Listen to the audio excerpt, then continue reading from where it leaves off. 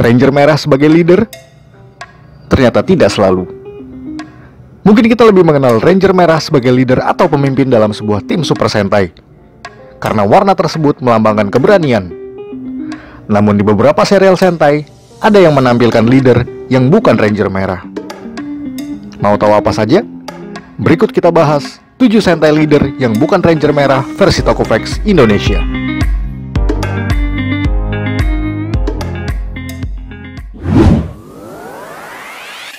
Sokichi Banba.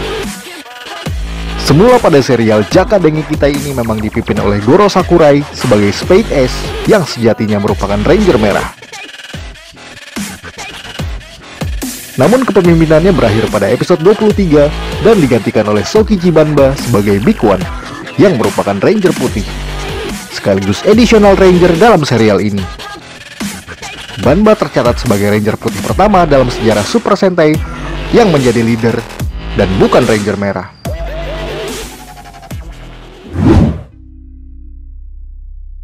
Tsuruhime. Ninja putih di serial Kaku Ranger ini menjadi leader untuk timnya sejak awal.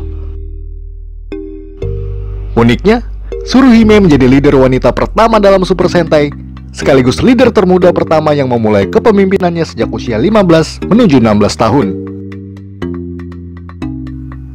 Meskipun terbilang sangat muda, namun Tsuruhime adalah pemimpin yang baik bagi rekan-rekannya. Sementara untuk Sasuke si ninja merah, merupakan wakil dan juga merupakan peran yang sangat sentral dalam tim.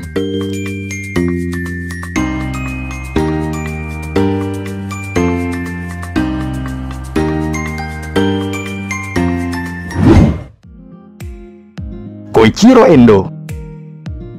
Meskipun Kenta, si Mega Red merupakan anggota Mega Ranger pertama yang berhasil direkrut melalui permainan video game yang ia menangkan, tetapi Koichiro lah yang menjadi pemimpin di sini.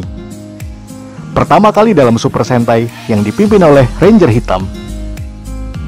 Koichiro dalam serial Mega Ranger merupakan ketua dari Digital Research Club, dan penegasan dirinya sebagai leader ada pada beberapa episode. Salah satunya saat pertemuannya dengan Yusaku Hayakawa pertama kali. Yusaku menyebutnya sebagai leader dari Mega Ranger tersebut. Dan juga pada movie Gingaman vs Mega Ranger, Koichiro menyebut dirinya sebagai leader di sana.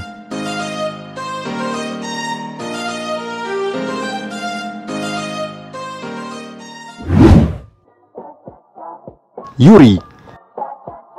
Ia merupakan Sentai kedua sebagai pemimpin wanita sejak Tsuruhime. Sejak awal sebagai kadet Time Protection Department tahun 3000, ia secara praktis memimpin para timnya dalam pengejaran Dondol Nero tahun 2000. Semula Time Ranger memang direncanakan akan dipimpin oleh Kapten Ryuya Asami sebagai Time Red. Namun pada episode awal, untuk pengaktifasian Chrono Changer harus digunakan oleh 5 orang sekaligus, dan secara terpaksa harus mengajak Tatsuya Asami yang dipertemukan secara kebetulan sebagai Time Red. Sepanjang series Time Ranger, kepemimpinan tetap dipegang oleh Yuri. Sementara Tatsuya menjadi Ranger merah yang sentral layaknya Sasuke di Kaku Ranger.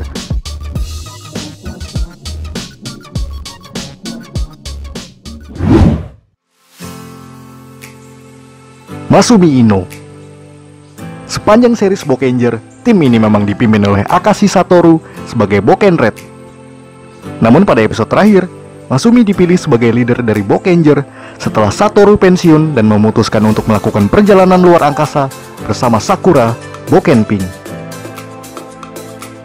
Meskipun pada dasarnya Masumi kurang begitu nyaman dipanggil Chief oleh rekan-rekannya, bahkan setelah kisah Bokenger berlanjut di movie Geki Ranger vs Bokenger, Masumi lah yang tetap memimpin para anggota yang tersisa. Walaupun pada pertempurannya melawan Pachacamac bersama Geki Ranger, Satoru mengambil alih lagi kepemimpinan Bokenger untuk sementara.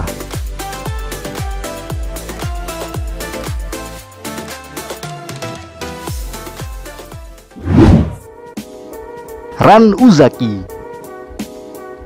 Leader wanita ketiga dalam Super Sentai ini baru dijelaskan status kepemimpinannya pada episode 23, di mana para anggota lainnya memanggil dirinya sebagai kapten.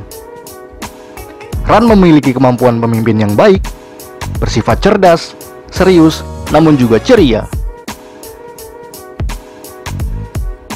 Meskipun demikian, Jan Kando sebagai Geki Red tetaplah jadi peran Ranger Merah yang sangat penting dalam perjalanan kisah Geki Ranger.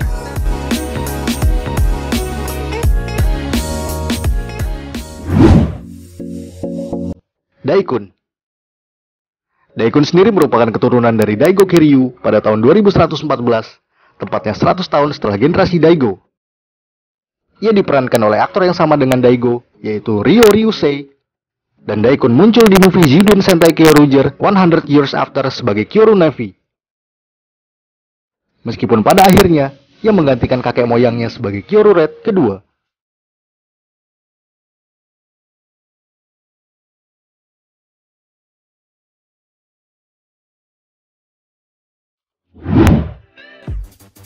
Dan itulah tadi pembahasan tentang 7 Sentai leader yang bukan Ranger Merah. Buat kalian yang punya tambahan lagi, silahkan tuliskan di kolom komentar. Jika kalian suka dengan video ini, silahkan like dan share ke media sosial Anda. Dukung terus channel ini agar semakin berkembang. Dan akhir kata, salam Toku Facts Indonesia.